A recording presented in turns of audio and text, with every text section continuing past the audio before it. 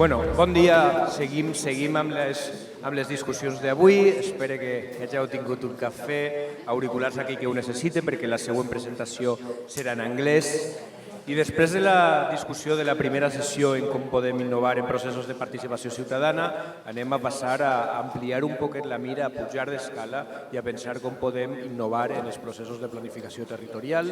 I la persona que va parlar per a construir el marc és Hans Kassenberg, és el president del Consell de la nostra fundació i és un planificador urbà d'Holanda amb moltíssima experiència en gestió innovadora del territori.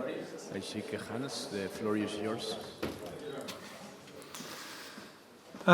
Good morning, everybody. Buenos días a todos. Can I have my presentation, please? Si pueden proyectar mi presentación, por favor. Sí, hago yo el clic con el cursor. My name is Hans Kassenberg. Soy Hans Karsenberg, soy miembro del Consejo de Placemaking Europe y estoy encantado de haber podido coorganizar esta sesión. Ayer fuimos a los barrios, a la zona, y bueno, pude ver en primera persona los efectos devastadores en los barrios. Yo vengo de un país, de Holanda, los Países Bajos, con una larga historia de inundaciones, que bueno, posiblemente con el aumento del nivel del mar, pues bueno, los últimos 200 años no hemos tenido problemas. Pero ahora nuestro principal problema no es la inundación que viene del mar, sino la inundación fluvial, los ríos. Nosotros tenemos costumbre, ¿no?, de combatir las inundaciones como país y ahora esperamos que la frecuencia pase de 20 a 5 años, la frecuencia de inundaciones con el cambio climático.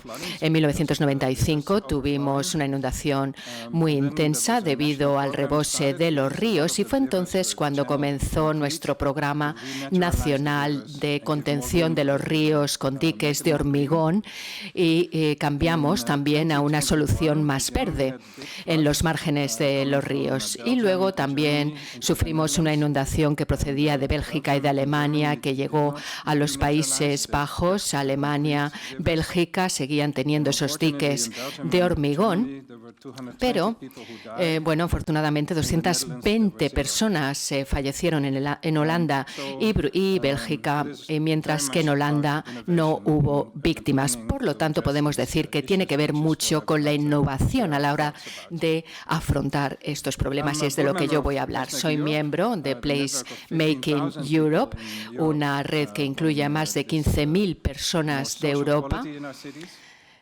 de ciudades europeas. Soy uno de los autores de la serie de libros The City of the Eye Level, y también soy partner del equipo que fomenta la sostenibilidad de las ciudades y también la inclusión, la inclusividad.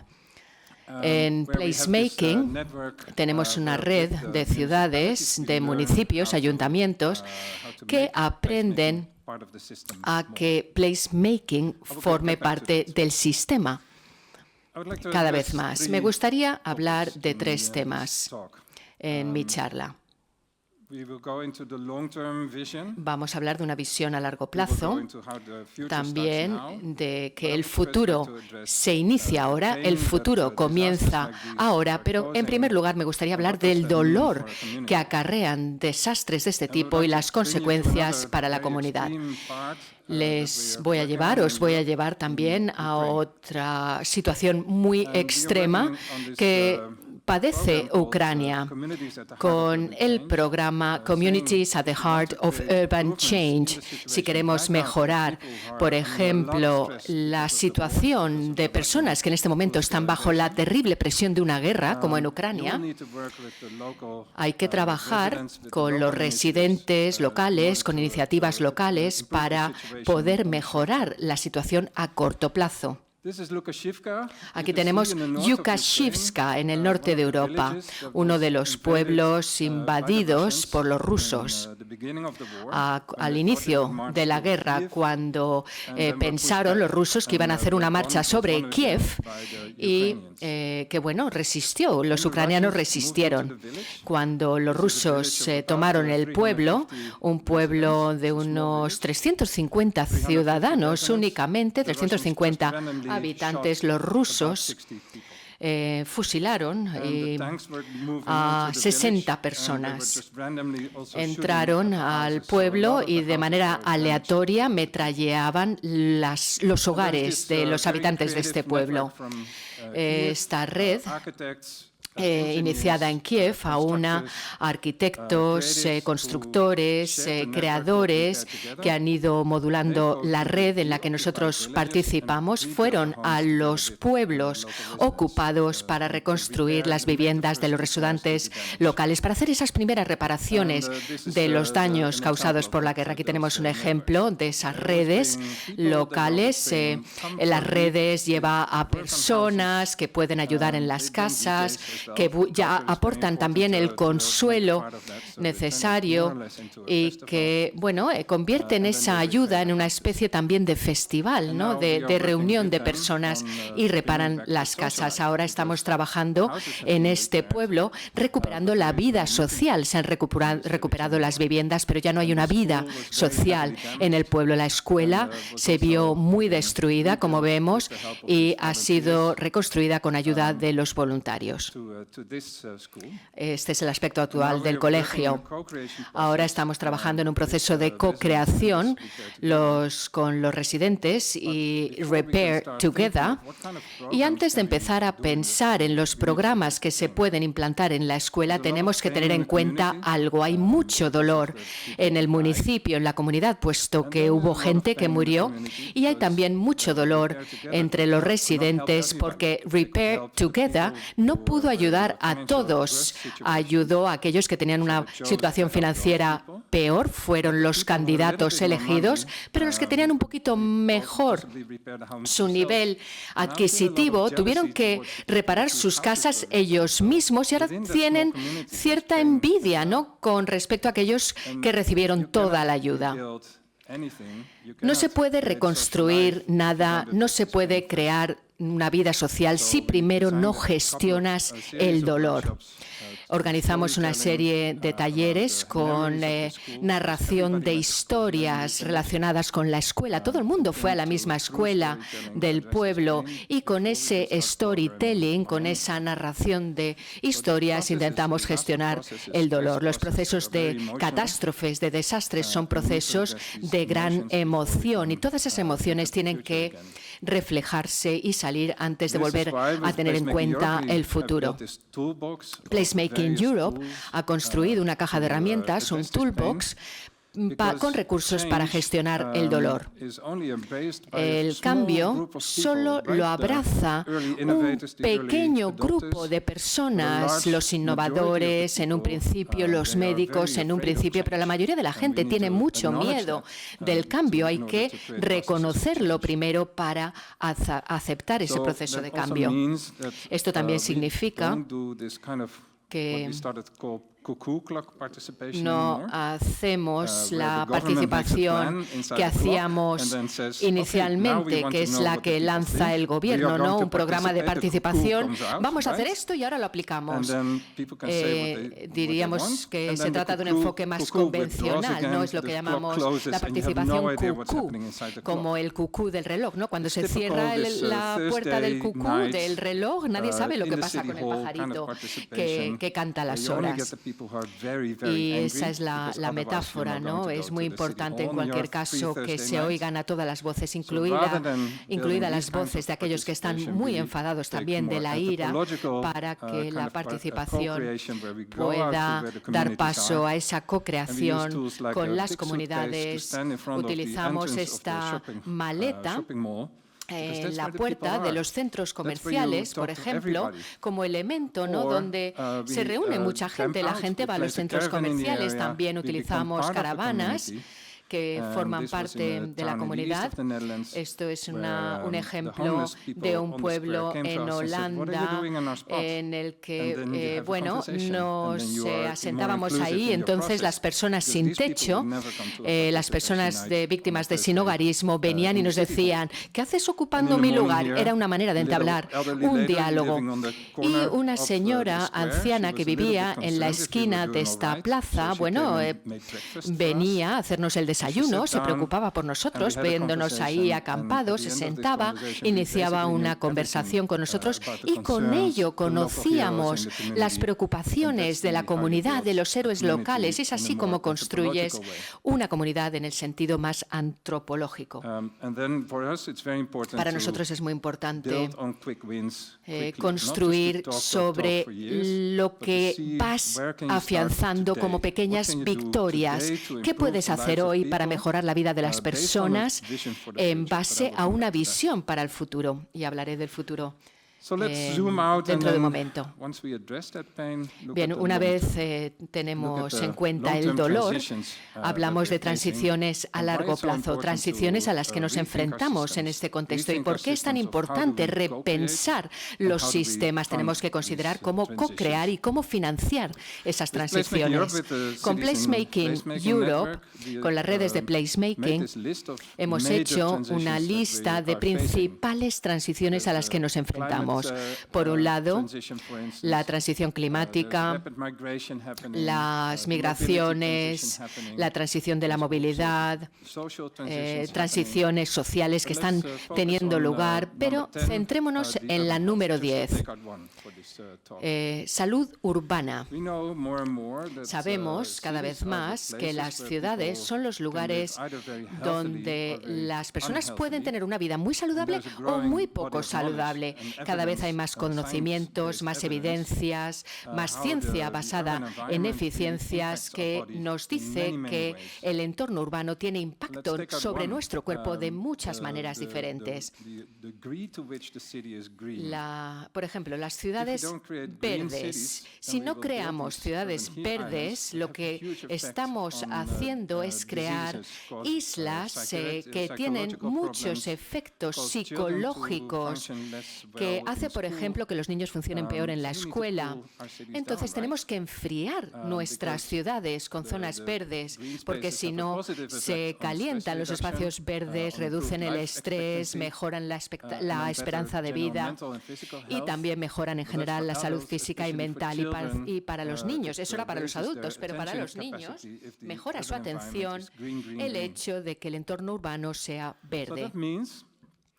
Esto significa que tenemos que convertir nuestras ciudades en ciudades verdes, especialmente ahora que el clima cada vez es más caluroso. Hay ejemplos muy inspiradores, como el de Singapur. Hace 20 años, hace 30 años, Singapur dijo: no vamos a tener ciudades con parques, sino que vamos a tener una ciudad en un parque. Todo lo que construyamos será verde. Si construimos un rascacielos, la fachada será verde. Tendrá que haber un parque dentro del edificio. Todo tiene que ser superverde, y esto lo han hecho en todos los lugares. Tienen el mismo clima que Kuala Lumpur, en Malasia, y en Kuala Lumpur no hicieron esto, sino que hay miles y miles de coches, hay muchas islas de calor, y la temperatura media para los peatones es 15 grados Celsius más altos que en Singapur. Es una inversión de arriba a abajo, pero también se necesita la inversión de abajo arriba.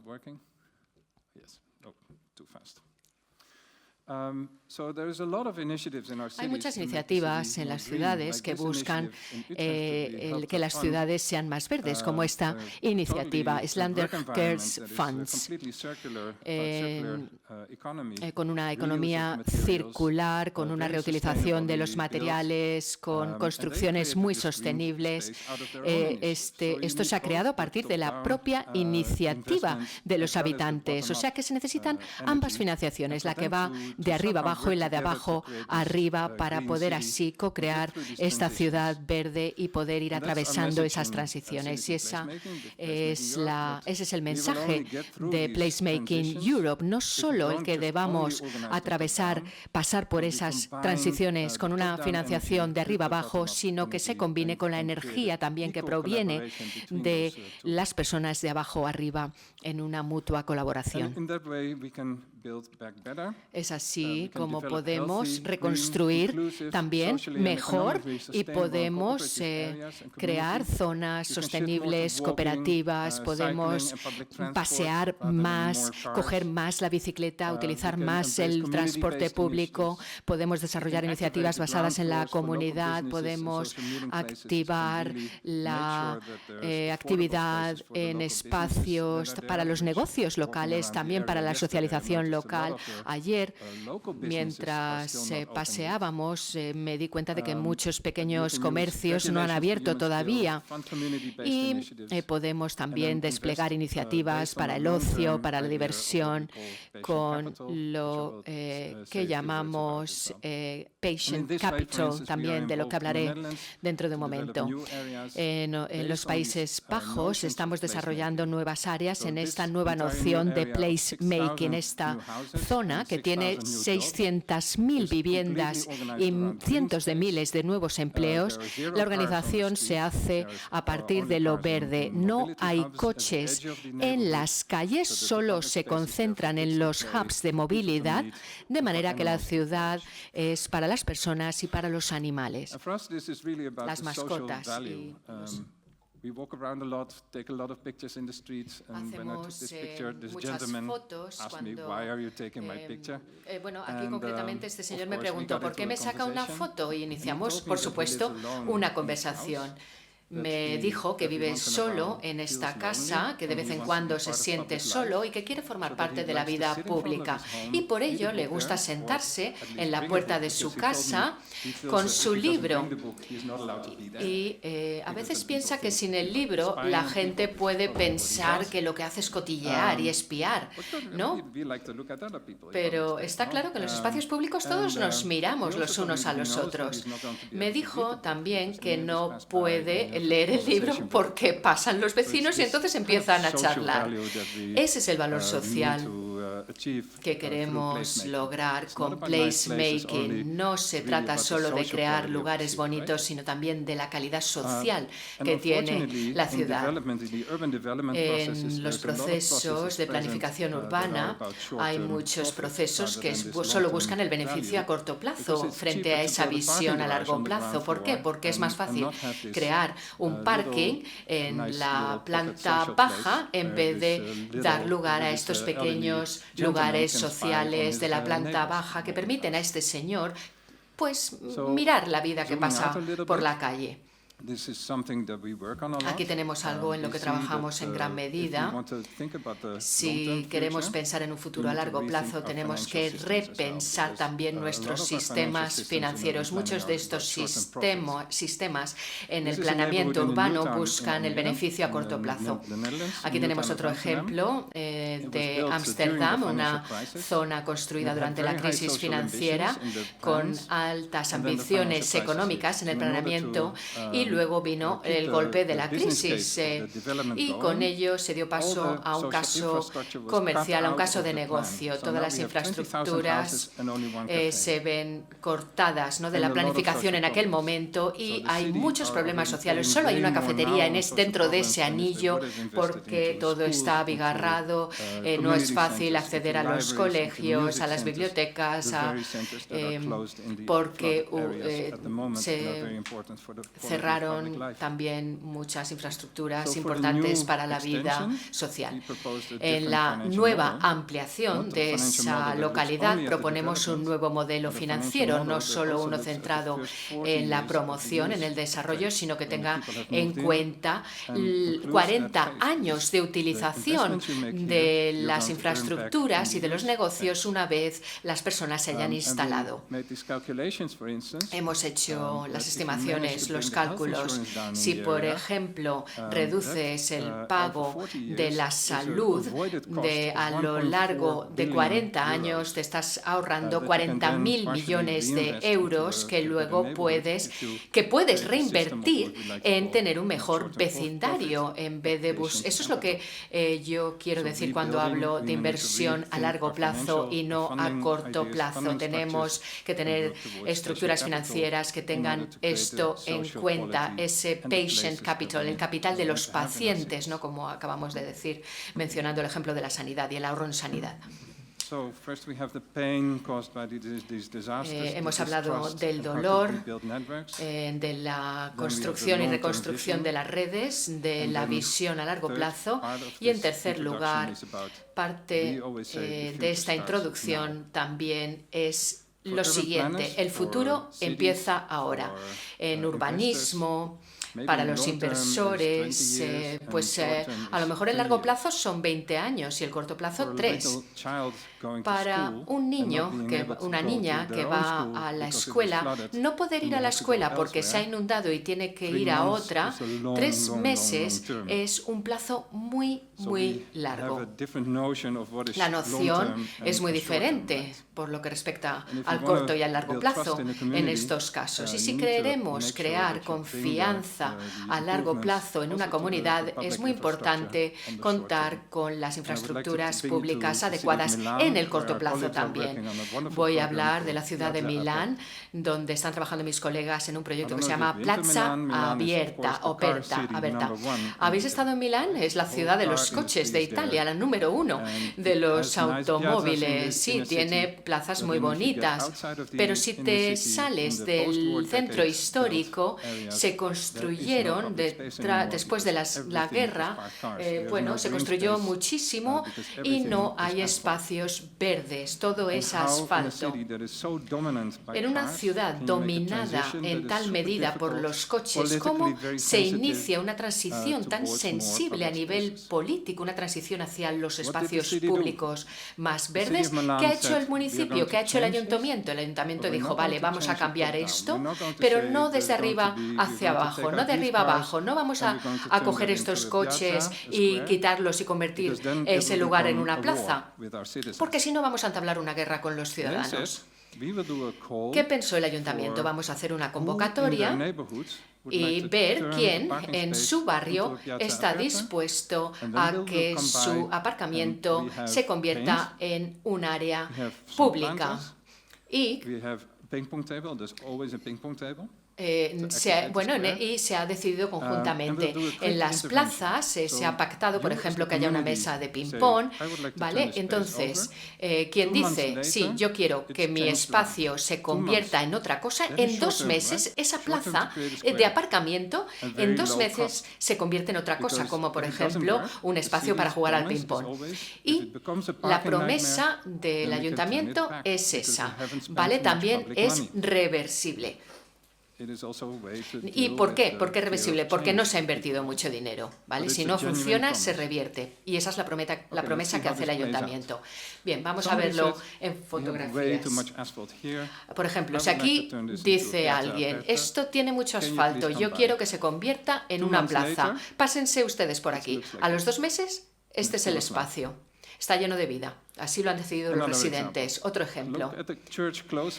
¿Veis la iglesia del fondo? Alguien en este barrio dijo, ¿podemos hacer aquí una intervención temporal en esta plaza? A los 2 meses, en co-creación con los vecinos, el lugar pasa a ser este otro.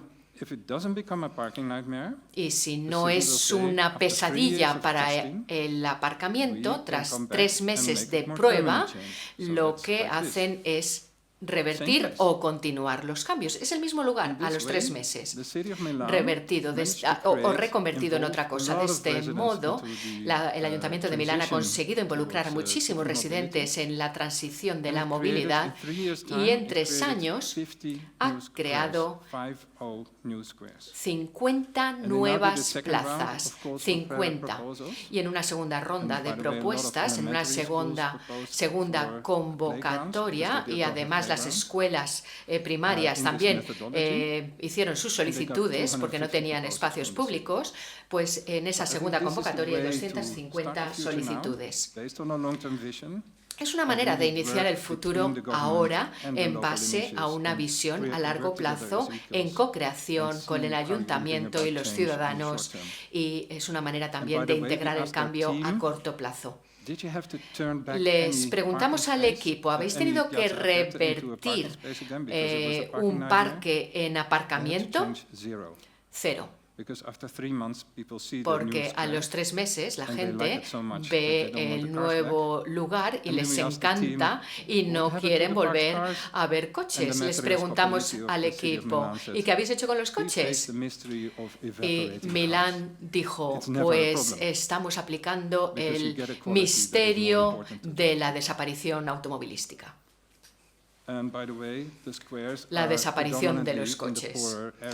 En las zonas más pobres de Milán está claro que es donde más se necesitan espacios de juego, parques.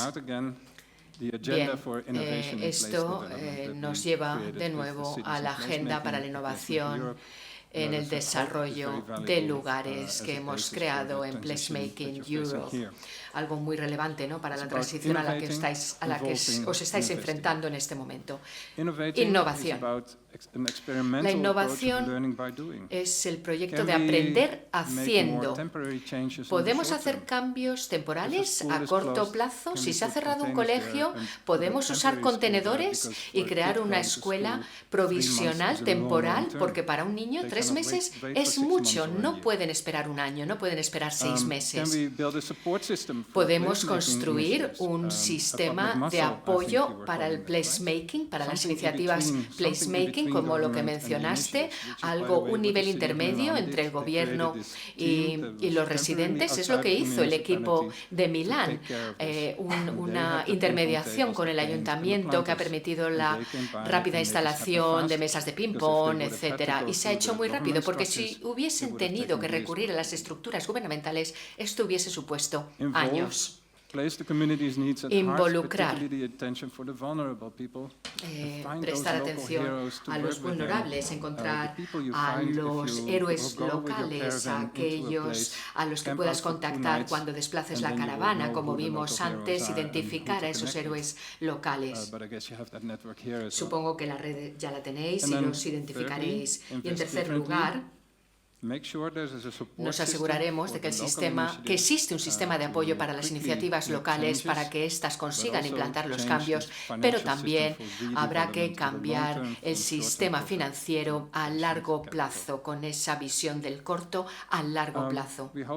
Esperemos que esta no sea la última vez que formáis parte de la red y que en el futuro sigáis manteniendo esta conversación con nosotros. Ahora pasamos a un debate y os invitamos, por cierto, a nuestro festival anual. No es un congreso, es una celebración de las comunidades que este año se celebrará en Reggio Emilia, en Italia. Muchas gracias.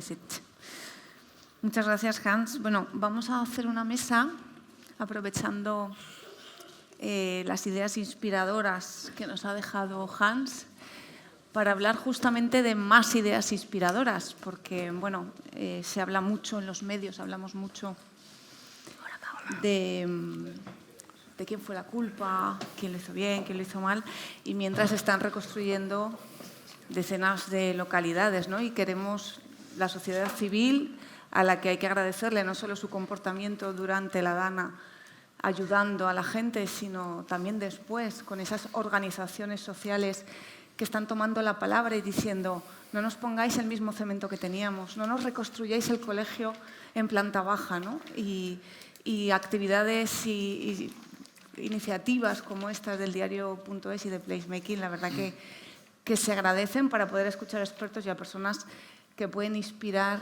esa reconstrucción, que desde luego no parece que tenga sentido que se haga como se hizo, porque ha demostrado que no ha funcionado del todo bien.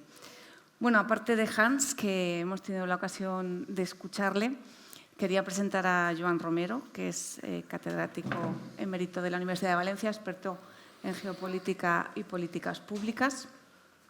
Pau Rausell, director de Concult, que es un instituto de la Universidad de Valencia dedicado sobre todo a la cultura, ¿no?, al estudio de la cultura. Julia Pineda es arquitecta y urbanista de una cooperativa que se llama Creacció, ¿no?, que se dedica un poco al bien común, a pensar en lo comunitario. Y Paco Alós, director de Responsabilidad Social Corporativa y Relaciones Institucionales de Caixa Popular, que seguro que tienes el pulso perfectamente de las pymes y del tejido productivo de lugares como Catarroja, pero de tantos pueblos del Horta Sud. Pues si quieres, Joan, empezamos contigo. La idea sería que, como expertos que sois, dierais ideas y lecciones imaginativas, ¿no?, para pensar en el futuro, que, como decía Hans, empieza ya. Y bueno, tú has tenido la experiencia también de la organización de un congreso recientemente sobre cambio climático, sobre transformación. ¿Qué podrías aportar a esta reconstrucción? Buenos días y gracias al diario Placemaking. Verás, por indicación de mi rectora, organizamos una conferencia sobre cambio climático y territorio en el Mediterráneo ibérico. 62 expertos de campos muy distintos y distintas disciplinas. Y allí vi dos cosas. Primero, un alto nivel de consenso en la comunidad académica respecto de lo que hay que hacer en territorios que se verán particularmente afectados por el cambio climático, como son las regiones del Mediterráneo, particularmente afectadas. Vi un amplísimo nivel de coincidencia, de consenso académico. Allí había 72 expertos, pero allí en aquella sala había miles de horas de trabajo de decenas de equipos sobre movilidad, sobre gestión de riesgos, sobre educación y formación, sobre impacto de cambio climático, sobre gestión del agua, sobre áreas metropolitanas. Y esto me reconfortó. Pero constaté, me dedico a esto 30 años, a esto de la gobernanza, constaté que hay mucha distancia entre lo que dice la comunidad científica y cómo estas cuestiones se trasladan al ámbito de la política pública. Aquí hay una distancia muy grande. En ocasiones tengo la sensación de que es una distancia casi insalvable. Hay como una especie de muro invisible que no sería el momento de explicar, que hace que no se produzca, ni siquiera se acorte esta distancia. Es como si fueran planos distintos, longitudes de onda distintas. Claro, las recomendaciones, hay 92 recomendaciones. Están públicas, son de libre acceso y las pueden ver.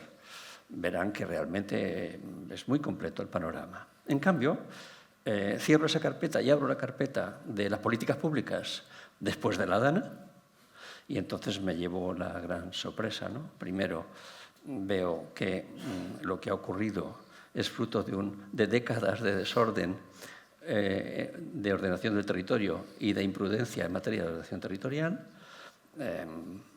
Veo que hay una fase brutal de efecto de la DANA que tiene una dimensión emocional.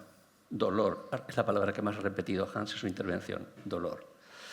Que esa veremos cómo se va reparando, tal vez hasta dentro de un año, dicen los expertos que eso no se recuperará. Y luego veo que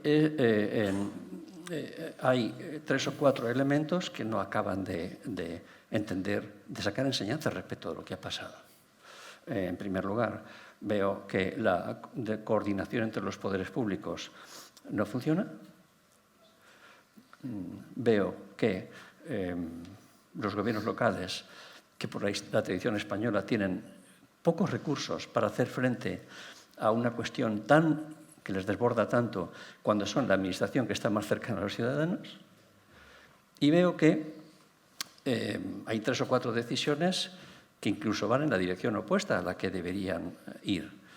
Por ejemplo, los planes de recuperación se hacen en paralelo, las diferentes administraciones. Por ejemplo, en los planes de recuperación no se incorpora la mirada metropolitana, que es esencial. Esencial. Si no, tendremos los mismos problemas repetidos dentro de cuando ocurra otra vez. ¿En qué sentido, Joan, la mirada metropolitana, concretamente? Es fundamental, es fundamental. En materia de ordenación del territorio, en materia de urbanismo, en materia de movilidad, eso es fundamental. Porque hemos visto en la Dana que el territorio desordenado y las prácticas imprudentes de ocupación del suelo han provocado desgracias y efectos brutales en el tejido económico. 30% del tejido económico de la provincia ha sido afectado. 30%. Primero. Y luego vemos que la movilidad, que no tenemos una movilidad metropolitana, pues requiere, lo que ha pasado requiere pensar más allá. Y vemos que hay normas básicas del Estado, por ejemplo, la ley del suelo y la ley del cambio climático, cuyos hay artículos concretos que si no se abordan con perspectiva metropolitana no podrán funcionar, no se les podrá dar cumplimiento. Y luego ya podríamos entrar en terreno de la vivienda y otras de promoción económica. Este es un agujero negro que nos convierte en una anomalía en Europa, Raquel. En Europa no hay ningún país de nuestro entorno que no tenga estructuras de gobernanza metropolitana. Solo España. Es una auténtica anomalía. En toda Europa, hasta Polonia, tienen ya estructuras metropolitanas. Desde luego Francia, Alemania, etc. Entonces, volviendo a la pregunta inicial de innovación territorial, si ustedes buscan la definición de innovación, me molesté el otro día de buscarla, es introducción de algo nuevo. Implica un cambio o mejora significativa que busca crear valor y resolver necesidades y ganar eficiencia. Si yo traslado esa definición a la realidad actual de la zona más afectada, brutalmente afectada, de los casos más brutales que tenemos memoria reciente, lo que veo es que es muy difícil hablar de innovación. O sea, a mí se me hace muy difícil hablar de innovación territorial. Muy difícil. Como mucho, podría pensar que podríamos imaginar estrategias de innovación territorial de primerísima generación, no de segunda, como explicaba Hans, o incluso de tercera. En el caso valenciano y español, si exceptuamos Barcelona, que tiene un área metropolitana creada, tendríamos que empezar a pensar con toda humildad en estrategias de innovación territorial de primerísima generación. Solamente. Y acabo con esto, ¿no? Planes territoriales metropolitanos. Completar la cartografía de riesgo. Muchos municipios no la tienen. No la tienen actualizada. Planes de emergencia locales en la totalidad de los municipios. Muchos municipios no lo tienen actualizada. Aunque las leyes dicen que tendrían que tenerlos, no lo tienen. Protocolos y sistemas de respuesta inmediata frente a catástrofes, pero claros, incluso con simulacros de emergencias para que la ciudadanía esté bien aprendida. Como alguien decía antes, en Japón son los terremotos, en otras partes son los huracanes. Tenemos que hacer esto, ¿no? Mecanismos de coordinación con el tejido económico, con el sistema educativo, con los servicios sociales. Adecuar y revisar los planes generales de ordenación urbana y las propias ordenanzas municipales. Decía Hans, es más barato construir aparcamientos arriba que no en subterráneo. La mayor parte, una parte muy importante de la gente que murió con la Dana fue porque empujó sus coches. Estos son ordenanzas municipales. Hay que revisar hasta esto. A esto le llamo yo iniciativas territoriales de primera generación. Revisar la delimitación de zonas inundables. Se hizo una revisión de zonas inundables, se cartografió, se envió a Madrid, se devolvió recortada por presión de los alcaldes. ¿Sabes cuál ha sido la zona inundable? La que se envió primero. Esta ha sido la zona inundable. Reubicar infraestructuras, servicios críticos. No puede ser que la central del metro esté en una zona inundable, como ocurrió. Pero en muchos municipios ocurre esto. Revisar la parte constructiva, estrictamente constructiva. Hay que revisar muchas cosas, pero a todo esto le llamo yo iniciativas territoriales de primera generación. Y luego queda una parte muy importante, nos ha explicado nuestra colega de México, nos lo ha explicado en el caso de los comités de la zona afectada, que es la parte de ir creando músculo ciudadano. Es decir, los cambios sociales, con esto acabaré, los cambios sociales que han ocurrido en Occidente, nosotros somos esto, han acabado con las viejas solidaridades vecinales de la sociedad de la segunda mitad del siglo XX.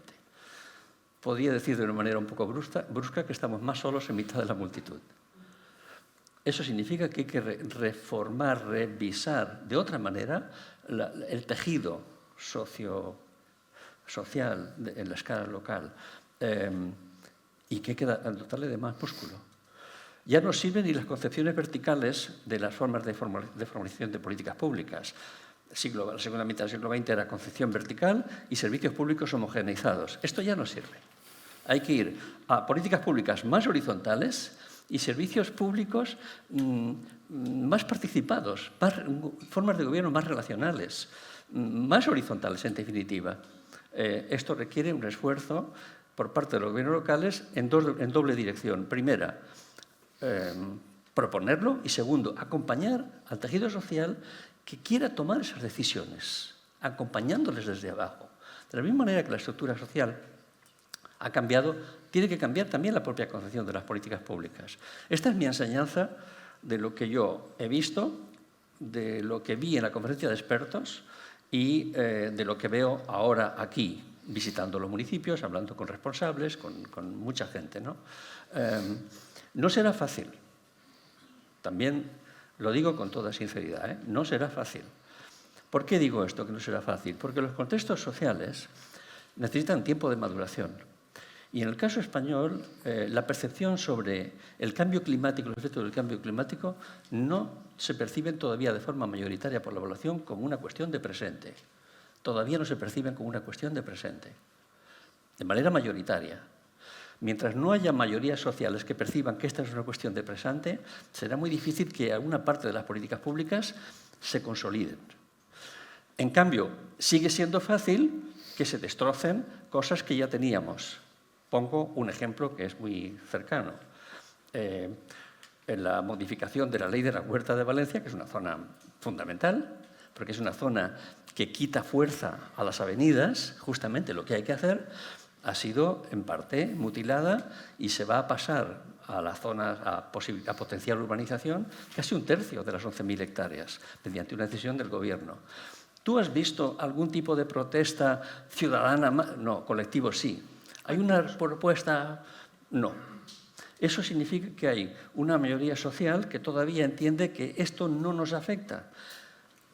Yo querría pensar que la DANA nos permitirá subir un escalón en materia de percepción ciudadana. Quiero pensarlo. Si fuera así, habríamos dado, desgraciadamente, habríamos hecho de la necesidad virtud. Sigo teniendo alguna duda al respecto. Bueno, como estamos en streaming, esperemos que te esté escuchando mucha gente, sobre todo los llamados policy makers, ¿no? Que no sé si os llaman a los expertos, ahora me contaréis, porque decirlo aquí está muy bien, ¿no? Pero al final esa incidencia política es fundamental de la gente que sabéis, que sois expertos en vuestra materia.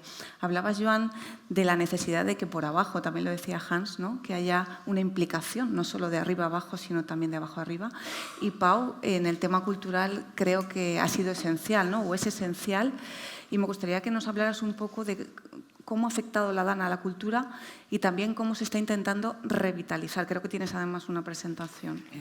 Bueno, tengo una presentación, pero como lo estoy viendo por la tele a ver lo que sale, no sé tampoco qué es lo que voy a... No, pero no quería centrarme demasiado en la información. Bueno, nosotros desde la Universidad de Valencia, en un momento previo a la DANA, ya estábamos trabajando con el Ministerio tratando de cartografiar los equipamientos culturales de toda España y entre ellos, naturalmente, también. Y luego ha sido relativamente sencillo averiguar cuáles habían sido afectados por la DANA, simplemente combinando la cartografía de los equipamientos culturales con la cartografía de las zonas inundadas, ¿no? Y a partir de ahí nos ha permitido hacer algunas evaluaciones alrededor del impacto en términos económicos de la DANA en los sectores culturales y creativos, y hemos hecho unas estimaciones alrededor de la dimensión en términos de activos perdidos, pero vamos, no dejan de ser, pues estamos hablando por encima de 50 millones, de 54 millones en aquellos sectores en general, pero especialmente aquellos menos profesionalizados. Lo que nos ha dado también es una visión de qué papel jugaba el espacio metropolitano en el ámbito del ecosistema cultural alrededor de la ciudad de Valencia, que era una función de soporte casi de estructuras físicas, es decir, donde estaban los almacenes con las obras de arte, donde estaban los almacenes con los libros, donde estaban los sitios de ensayo, donde estaban este tipo de infraestructuras, pero que en el fondo son demandas funcionales de la ciudad de Valencia como ecosistema cultural. Y nos ha dado precisamente, es decir, de nuevo, si queremos ordenar el ecosistema cultural valenciano alrededor de la ciudad de Valencia, hay que tener una visión metropolitana, si no, no puede ser. No podemos hablar de los usuarios del teatro de Valencia, que es principal centro de demanda, si no entendemos cómo funciona el espacio metropolitano. Y esto nos ha dado una idea importante, es decir, cuando vemos en el análisis qué es lo que ha sido afectado, nos da una información importante. Nosotros estamos colaborando con la Asociación de Gestors Culturals del País Valencià, estamos colaborando con la Asociación de Editors del País Valencià, precisamente en este modo de intervención sobre el sector de la cultura, que ha sido relativamente innovador, quizá fruto de la desconfianza, es decir, el Ministerio, como estaba contando antes. ¿En qué sentido, Pausa? ¿Cómo se han desarrollado esas ayudas? El Ministerio directamente, quizá por desconfianza de la propia Administración autonómica, en vez de canalizar los fondos a través de la Administración autonómica local, lo ha hecho a través de las asociaciones y es un modelo relativamente innovador, pero que también con ciertos riesgos, es decir, las asociaciones relacionadas con la cultura tampoco tienen demasiada experiencia en el ámbito de la distribución, de la ejecución de planes estratégicos, de la distribución de ayudas, de planificar, etcétera, etcétera. Están aprendiendo a marchas forzadas de una manera bastante brutal, ¿no?, en este sentido, pero yo creo que lo están haciendo con bastante competencia profesional. Que esto también nos da un poquitín otra característica. Nos estamos un poco desacoplando, en el caso de la cultura, nos estamos desacoplando de las políticas culturales en sentido estricto, es decir, cada vez dependemos menos de la política en el ámbito de la cultura, en los sectores culturales, y aquí hay procesos de internacionalización que tienen que ver, desde la organización de este propio evento, que significa la conexión global internacional. ¿Por qué? Porque tenemos agentes del territorio que están conectados globalmente, en el caso de Ramón, en el caso de Sergi, que esto es el fruto, y esto pasa también en los sectores culturales y creativos, de manera que hay ciertas dinámicas que ya no dependen de solamente lo que pasa en el territorio. Y, por tanto, lo que podríamos decir, el efecto sobre los sectores culturales y creativos en términos de ocupación, de impacto económico, son relativamente superables. Es decir, estamos hablando de un sector con muchas debilidades, precarizado. No empeora excesivamente la precarización, ni va a suponer el destrozo del sector cultural y creativo. Incluso hemos observado que se han dado ciertos efectos de sustitución. En el área de la Dana se ha reducido la ocupación, pero se ha incrementado en el área de la ciudad de Valencia, es decir, ha habido cierto efecto de sustitución. A medio plazo podemos estar hablando en términos de facturación, pues se han perdido aproximadamente 2 millones de euros de facturación contando hasta marzo del 2025. Es relativamente superable. ¿Qué se puede hacer en el ámbito de la recuperación? Pues yo creo este modelo está otorgando y está forzando la profesionalización muy rápida de algunos agentes culturales del territorio. Yo creo que esto es de la capacitación de los recursos humanos sobre el territorio, y este proceso de intervención está teniendo ese efecto. Y las asociaciones profesionales están cumpliendo un papel muy importante y muy reconocido por los propios agentes afectados. Es la principal institución, si hacemos un listado de la confianza en las instituciones, las propias asociaciones profesionales son las que mayor, por parte de los agentes afectados por la Dana.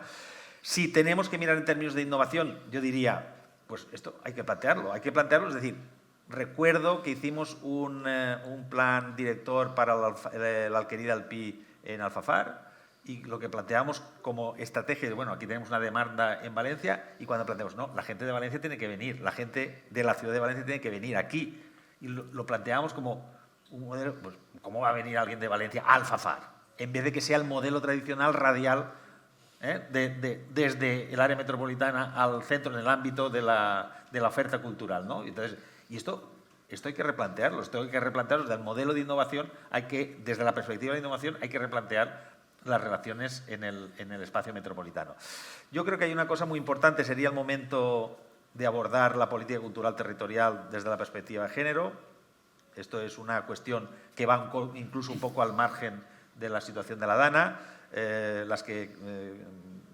la cultura, el consumo cultural se ha feminizado notablemente y, por tanto, hay que atender las necesidades específicas de una demanda específica que tiene que ver cómo se articula la seguridad, cómo se articula, o sea, que está pendiente, que podría estar pendiente de otras cosas y que podría mejorar. En este sentido, yo diría que luego, si planteamos la innovación, aquí hay que también rebajar un poco la burbuja, la espuma, ¿no? Diría,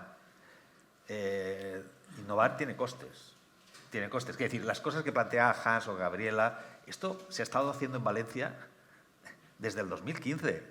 Intervenciones tácticas, modelos. La rentabilidad política es negativa. Es decir, se pierden elecciones por este tipo de cosas. Y cuando uno trata además de ver cómo han cambiado algunas cosas estructurales, nosotros que estamos haciendo la evaluación del impacto de la Capital Mundial del Diseño, no encontramos ningún indicador donde sea posible evaluar. La única cosa, cuando ponemos indicadores del éxito, es en temas de si se han muerto o no se han muerto en movilidad, pero si tratamos de medir el sentido de pertenencia, la confianza en la comunidad, es muy difícil encontrar, es muy difícil que estas intervenciones pensadas desde el ámbito de la intervención tengan efectos transformadores reales, más allá de las fotos que ponemos todos cuando hablamos de estas cosas en las presentaciones, las fotos de la gente en el parque, los niños jugando, esto sí. Pero puede ser una cuestión de tiempo, no sostenemos suficientemente... Espero que sí, esa sería la respuesta más optimista. ¿No? La realidad es que piensas que no. No lo sé. Yo me gusta, por eso cuando hablamos de políticas basadas en las evidencias, tener las evidencias que esto tiene de efectos transformadores, y en este sentido me gustaría tener las evidencias, pero tengo que decir que es difícil encontrarlas. En el caso de las ayudas culturales, al margen de que imagino que se están utilizando para reponer lo dañado, lo que está roto, ¿no? Que es como la primera emergencia, ¿te consta que hay algún vehículo de innovación diferente que se está haciendo? El modelo Canter que se ha presentado antes por parte de la FEBIM, eso es muy innovador, es decir, es el propio sector el encargado de rehabilitar las propuestas programáticas en el ámbito del sector de la música, y eso yo creo que está generando unos efectos positivos, es decir, y una voluntad también, o sea, la obligación de los propios agentes de mirarse un poquitín más allá de sus propios intereses personales e individuales, y etcétera. Yo creo que sí, lo que no sé si esto es el resultado de una voluntad innovadora del modelo de intervención o es simplemente resultado de la desconfianza en la administración autonómica o la administración local para que los fondos... Porque están llegando fondos de manera relevante a los sectores culturales y creativos y están teniendo recursos para hacer cosas. Muchas gracias. No quiero monopolizar más. Julia o Julia. No pasa res, Julia está bien. Bueno, desde el punto de vista del urbanismo, que ya Joan nos ha dado alguna pincelada, de la arquitectura, ¿cómo ves lo que se está haciendo y qué oportunidad tiene Valencia para hacerlo diferente o mejor? Bueno, hola a tots i totes. Moltes gràcies al diari a Placemaking per convidar-nos avui. És de veres que tenia moltes notes, però moltes coses ja s'han dit. Aleshores vaig a intentar complementar. Val? Bueno, jo vinc d'una cooperativa d'arquitectura i urbanisme que es diu Crear Acció. És cert que soc arquitecta de formació, però bueno, des de fa 9 anys realment treballem més en tot això de la planificació estratègica participada i com fer este mix, no? Això que deia Joan, de com fem que aquestes evidències que estan ahí passen realment a polítiques i com aconseguim que els nostres territoris assolisquen aquestes innovacions, que moltes vegades també parlem de com descentralitzar la innovació. I en això què vull dir? Quan nosaltres començàrem en el 2016, aproximadament, era aquest moment del canvi dels municipalismes i pareixia que tota la innovació, i de nou torna a estar passant, estem en l'àrea metropolitana de València, València té una gran centralitat i pareix que sols es pot innovar al centre, o sigui, allà on està la gran metròpoli. I aleshores, una de les primeres feines de creació també, i m'agradaria reivindicar aquesta idea de que la Dana sense menysprear l'àrea metropolitana, no sols ha passat a l'Horta Sud, no sols ha passat a l'àrea metropolitana, tenim una realitat, per exemple, més al sud,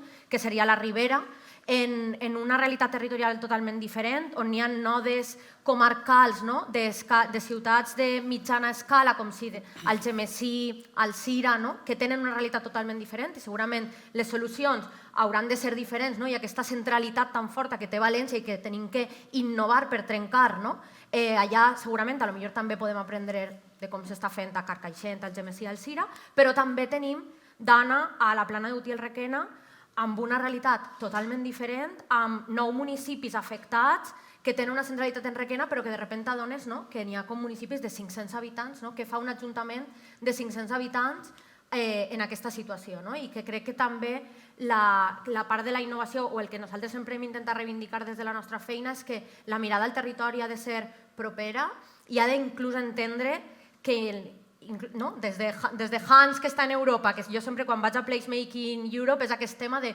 ostres, el nord i el sud d'Europa som diferents, tenim idiosincràsies diferents a nivell cultural, a nivell territorial, els impactes del canvi climàtic seran diferents, però també inclús en la nostra pròpia província i inclús en els 68 municipis afectats per la Dana. I jo crec que això és important pensar-ho. Després volia aportar, crec que hi ha un tema important i la meva lectura és que els marcs estan ahí, les ferramentes estan, i estic d'acord en el que ha comentat Joan, que les innovacions que anem a viure en el nostre territori són bàsiques. De portar alguna cosa que ja existeix a un territori on no s'havia fet així, pot ser, i potser un poc la innovació és com ho fem nostre, com fem que aquestes comunitats se senten part d'aquesta nova situació, com som capaços d'arrelar solucions que s'estan donant en altres llocs d'Europa a la nostra realitat. I en aquest sentit queria aportar, perquè crec que està ahí, i per exemple crec que en aquest repte que apuntava Joan del gap que existeix entre la investigació i la recerca, l'evidència científica i les polítiques públiques, Europa, el marc europeu ens brinda una ferramenta que crec que és molt interessant, que és la política d'emissions, que damunt en la ciutat de València s'ha escoltat molt. No sé si algú la coneix, que és com esta voluntat de l'agenda europea de vincular el marc d'innovació, que és l'Horizon Europa, d'allà on financem els investigadors i les investigadores, als reptes de la societat. I en València s'ha treballat molt la missió de descarbonització, però n'hi ha una altra missió que porta com una ferramenta que crec que és molt útil, que és la de la resiliència climàtica. I just parla de moltes coses que estem dient avui. La missió de la resiliència climàtica posa en el centre algo que ha dit Gabriela, que la resiliència s'aconseguirà i nomena com a àrees d'investigació els sistemes comunitaris que faran sostindre aquesta resiliència. I parla de community and social infrastructure, parla de la biodiversity, parla de water management, parla de moltes coses que s'han dit avui, però sobretot és que parla o acunya la resiliència en 3 àmbits. D'una banda, la resiliència ambiental, des d'aquesta lògica del no harm principles, que és que allò que tenim, la nostra infraestructura verda i blava, l'hem de protegir i hem d'aconseguir que siga resilient i hem d'aconseguir que siga aquest vector del territori que ens protegeix del canvi climàtic. Parla de la resiliència socioeconòmica i aquí també vull fer un apunt perquè parla del compromís amb l'equitat, la justícia social i de gènere i la intergeneracional, entendre que quan els impactes del canvi climàtic venen no ens afecten a totes igual, i això s'està veient en la Dana, per exemple, ja no situacions d'afecció directa, però per exemple persones que estaven en la crisi d'habitatge que tenim, persones que estan en una situació irregular, que no significa ni siquiera que estiguen, per exemple, ocupant, perquè de sobte la penya pensa, ocupes, la gran paraula de la política d'habitatge. No, és gent que potser no té un contracte, perquè quantes de nosaltres hem viscut de prestado, que se diu, en algun moment. I jo crec que també això és important tindre-ho en compte en les polítiques que venen i per a mi serà una innovació que tinguin capacitat d'atendre de forma diferencial situacions de vulnerabilitat diferents. I per últim parla de la resiliència política, que és una cosa que s'ha parlat molt avui. Què significa construir resiliència política? I crec que va un poc en els dos àmbits que estem dient. D'una banda, ser capaços d'articular aquesta base que va a apoyar en les solucions, perquè una de les lògiques de la resiliència política del segle XXI i de la innovació democràtica és de clarament la diversitat de situacions que ha de governar un ajuntament en les capacitats limitades és inabastable i, per tant, necessita d'aquesta comunitat que es posa a treballar colze a colze. I, per últim, crec que Joan ho ha apuntat també, i perquè en aquest colze a colze i moltes de les experiències que s'han vist, i Hans ho explica molt bé, Hans no ho ha explicat avui, però quan parlem en placemaking de com s'aborden aquests processos de política, ells expliquen un triangle que diu, està el hardware, que és com això de la política, com se fan les coses, les maneres de fer les coses, el software, que són moltes de les coses que han parlat, les cures, l'educació, la cultura, allò blanet, els usos, però també està el hardware. I el hardware què és? El hardware és les infraestructures, l'ordenació del territori, els edificis, els habitatges. I crec que en els últims 8 anys, i també com una crítica i una autocrítica, quan hem fet planificació estratègica participada, normalment nosaltres treballem entre les comunitats i les administracions públiques. Normalment una administració pública, top-down, t'encomana com a estudi que facis l'estratègia participada de no sé quin poble o no sé quin barri. Els temes solen ser salut, cultura, mobilitat, a lo millor. Ara, mai es participa estratègicament d'una forma clara i directa l'ordenació del territori. Mai es participa de forma clara i directa el desenvolupament econòmic, perquè són els grans temes de poder al nostre territori. I crec que això és la clau, reivindicar que aquestes formes de fer, que ara totes ens plenem la boca, en el mal sentit de la paraula, disculpeu-me, de que hem fet, hem practicat, n'hi ha riscos, òbviament, i s'ha vist, no sempre funcionen, la participació no és sempre efectiva, però, a més, és que no estem arribant als grans temes de poder. Crec que de l'enquesta del diari una de les coses que es dia és que tothom vol transformar, que volem una planificació que transforme. Primera, crec, jo no sé en quants tallers, espais de participació, construir utopies transformadores és complicat com a col·lectiu. Crec que Gabriela ho ha apuntat molt bé, perquè una cosa que s'ha dit avui és futur, un carril bici connectant municipis. Ostres! Això és el futur transformador que estem imaginant? Que no vol dir que en el curt plaç i en l'ara, en el present, no necessitem aquest carril bici, òbviament, però com construïm aquestes utopies de futur, no? I anava a dir una altra cosa, ja està.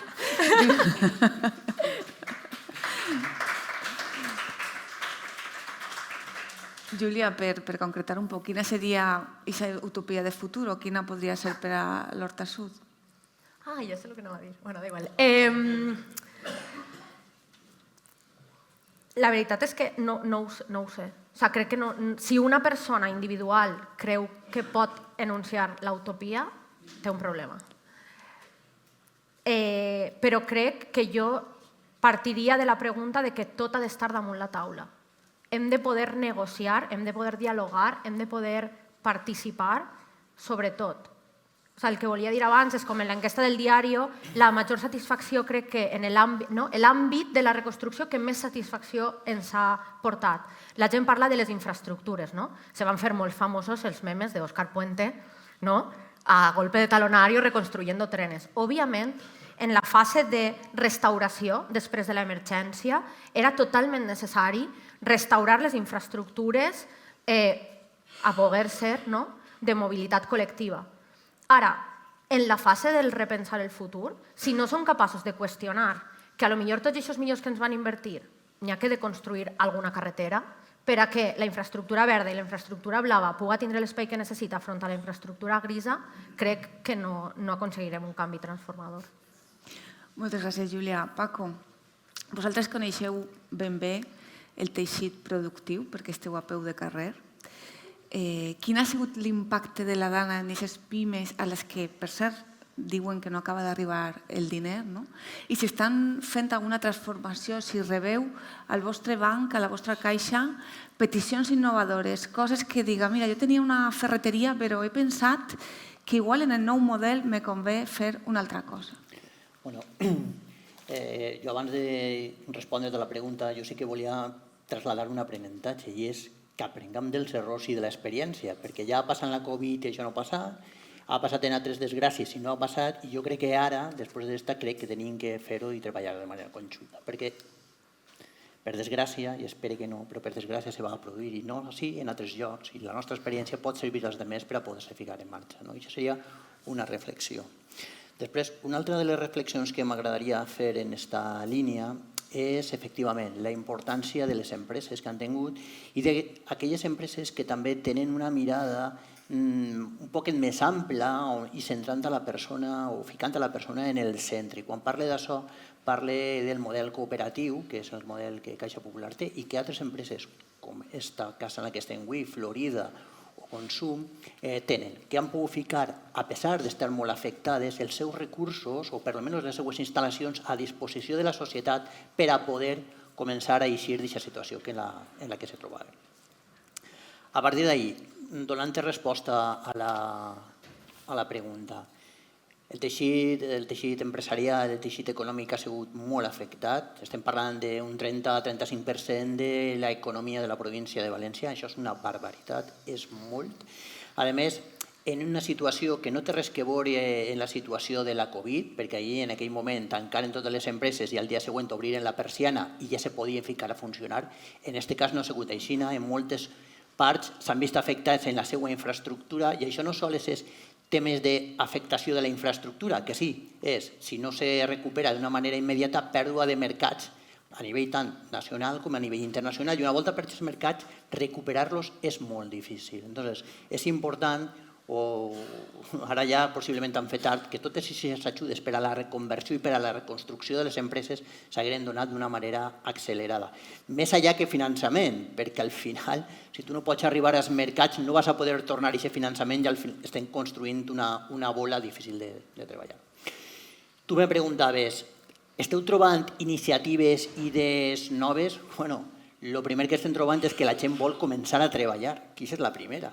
A partir d'ahí, sí que és de veres que n'hi ha algunes empreses que ja tenien previsions de creixement o d'expansió o d'innovació, que això sí que poden, però la majoria de lo que pretenen és poder-se ficar en marxa en la major prestesa possible i poder actuar de manera ràpida per poder entrar en els mercats. I això és un element que crec que n'hi ha que treballar. I jo també faria una reflexió en quant al paper de les empreses. Les empreses són un element més de la societat i moltes voltes no se'ls acaba de tindre en compte quan se produeixen situacions com aquestes. Han mobilitzat molts recursos de caràcter econòmic i d'altre tipus de caràcter per a ficar a disposició de la societat. Han ficat recursos també econòmics gestionant ajudes de manera directa. Han ficat recursos de manera comunitària per a ajudar-se unes empreses a altres, per a poder ficar en marxa altra volta la maquinària econòmica per a poder treballar i poder reconstruir la societat. I ahí jo crec que tenim que treballar, reconèixer-nos i, com dia Julio, escoltar-nos uns a altres per a que això sigui més eficient i més pràctic. Jo, per exemple, una de les coses que he notat en la comarca, perquè jo soc de la comarca i he sigut afectat i conec un poc la situació, és la quantitat d'ajudes que n'hi ha i el desconeixement i la dificultat per accedir a algunes ajudes, per la burocratització de les mateixes i per la distinta petició de requisits en unes i altres. Ostres, si al final les ajudes són per a coses, coordineu-nos i fem la mateixa documentació, però una altra cosa que se reclama és, però si aquesta informació la té l'administració, per què me la torna a demanar quan en aquests moments tinc suficient en aconseguir treure el fang de casa o de veure com aconseguir desplaçar-me al poble del costat i que no me costi 3 hores? Doncs això és una de les coses que també hauríem de repensar. I en quant a una altra cosa de les que demanen les empreses és s'han instaurat moltes ajudes, però s'han basat en elements que tenien que veure en situacions anteriors com era el Covid o la guerra d'Ucrània i tal. Ajudes que en aquests moments, per exemple, tot el que té que veure en els ERTEs, per a la situació actual no acaben de ser adequats. O coses que han passat és dir, ostres,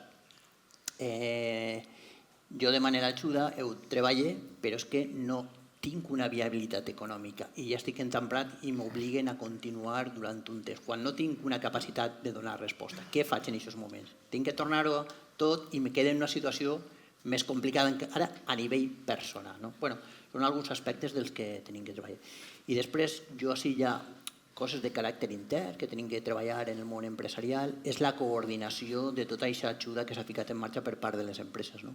s'ha ficat molts diners en funcionament, les empreses han contribuït molt, però és de veres que hem trobat dificultats per a identificar a on n'hi havia que contribuir. No teníem aquesta relació tan directa en el món social, que són les que estaven treballant sobre el territori, per a poder aplegar en aquestes primeres instàncies. És veritat que, potser, el cas de les cooperatives o el de Caixa Popular és particular, perquè nosaltres sí que tenim molta relació en el nostre entorn, en les organitzacions, i les coneguem, i això ens permet que al dia següent canalitzar fons directament en aquelles organitzacions que sabien que anaven a donar una resposta professional, que sabien que anaven a tindre un efecte multiplicador i que tenien tota la nostra confiança. I ahir farem aportacions molt importants, que perquè tingueu el dato, simplement per dir-ho, hem mobilitzat és a través del grup i a través dels diners que Caixa Popular ha ficat més de 3,5 milions d'euros per a la reconstrucció. Una entitat com la nostra, que estem parlant de 80 oficines i 450 treballadors, que és una inversió molt forta. Però al final, perquè és un compromís en la societat i entenem que tenim que donar-li suport i recolzar-la. La conclusió, això és un tema de reconèixer-nos tots, de conèixer-nos i sinergitzar les capacitats que tenim, pensant en un futur un poquet més enllà i anar un poquet més endavant. Sí, Júlia. Volia dir, com a microprimer del territori, que crec que una de les coses també que a mi me sembla superimportant és en el que estàs dient, la lògica d'aconseguir una economia local arrelada al territori, perquè moltes vegades quan parlem de l'economia, està com totes tenim ja en el ment de no comprar en Amazon, comprar en la tenda del carrer, no?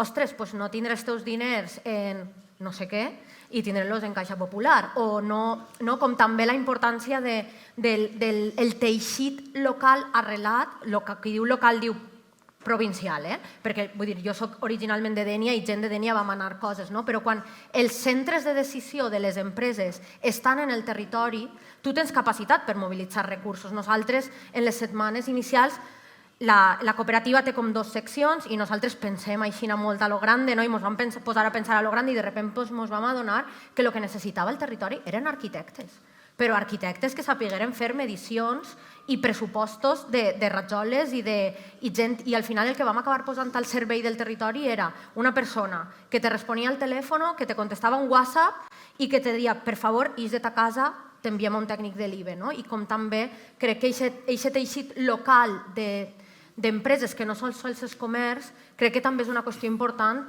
i òbviament me alineo con el equipo cooperatiu, que si pot ser cooperativa millor, perquè a més és democràcia econòmica, però que sí que tenen un valor també i que també caldria veure com un teixit de micropimes se suma a aquest procés de reconstrucció per fer-les més fortes des de la seva condició i des de també les dificultats en aquest sentit. En aquest sentit, Paco, seria paregut un poc el que ha contat Pau, que els diners, quan se fiquen en mans de persones que coneixen el territori o que són part d'aquest teixit, pot ser millor que, perquè estem sentint tots els dies, 40 milions per no sé què, 100 milions de no sé qui, 80 milions de... I jo crec que al final la gent tampoc sap molt bé quants diners i qui està gestionant això. En la vostra experiència, el fet de conèixer el territori o de canalitzar mitjançant pimes o associacions molt locals ha funcionat? Sí, no és això, és que, clar, això parteix d'una base, i és que nosaltres el territori el coneguem i aquestes organitzacions les coneguem de fa molt de temps, amb la qual tenim una confiança i tenim una relació directa en elles, i sabem com funcionen i com estan gestionant. Aleshores, quan triem les organitzacions a les que tenim ja la garantia de que això va a funcionar, i no sols que les coneguem, és que formem part d'elles. Estem implicats en el territori, en la societat, en aquest cas de la comarca de l'Horta Sud, però parlàveu de la Ribera, allí també estem, o la zona de Requena o Utiel, doncs allí també, i estem en aquesta implicació en el territori, coneguent a cada una d'elles, el que ens permet saber a qui li donem més diners per a poder-los gestionar. I això no lleva que després no tinguem que demanar informes de com està funcionant i com s'està fent. Però, clar, com ja saps com van a funcionar, quan veus els informes te corrobora el que ja saps. I més tenint en compte que a l'estar en el territori veus l'impacte immediat, perquè això no és d'estar i ja no estar, és que estem ahí i continuem estant ahí. Però, afegint coses que deia Júlia, per exemple, nosaltres una de les coses que vam fer, vam tindre 4 oficines en les zones, hem tingut 11 oficines afectades i 4 en la zona 0. I quan dic en la zona 0 és arrasades, però sí que vam entendre perquè al final la gent necessitava una certa confiança i veure que el sistema funcionava. A pesar de les oficines que estaven arrasades, vam intentar mantenir la presència d'almenys una o dues persones en cada oficina per a que si algú anava poguera tindre un contacte. Vam duplicar i vam establir un sistema per a gestionar les assegurances o la petició de les assegurances i gestionar les ajudes de la Generalitat Valenciana que eren les que podien gestionar nosaltres. Per a què? Per a donar al client, a les persones, foren clients o no, aquesta facilitat de treballar perquè la seva preocupació és que era una altra, era poder treure el fang de casa. Però a banda tenies que fer tot això. I sent això, tenint en compte que, com t'he dit, nosaltres som de la zona i més de 300 persones estaven en les zones afectades. Bueno, el desamparo, ¿no? Que yo creo que ha sido una sensación general de la gente, que continúa esa sensación que los primeros días fue evidente, ¿no? De desamparo de lo básico, pero ese desamparo también de una burocracia que no entiendes. Hans, nos has contado algunos ejemplos, eres muy conocedor de muchos ejemplos interesantes en el mundo. Creo que has tenido la oportunidad de, bueno, conocer un poco lo que ha pasado aquí estos días. No te voy a pedir una receta mágica, porque no hay, y ojalá la hubiera, pero ¿qué crees que se podría hacer después de la devastación que ha sufrido Valencia? También eres originario de un país inundable, ¿no? Y en ese sentido seguro que tienes algunas ideas que se puedan aplicar.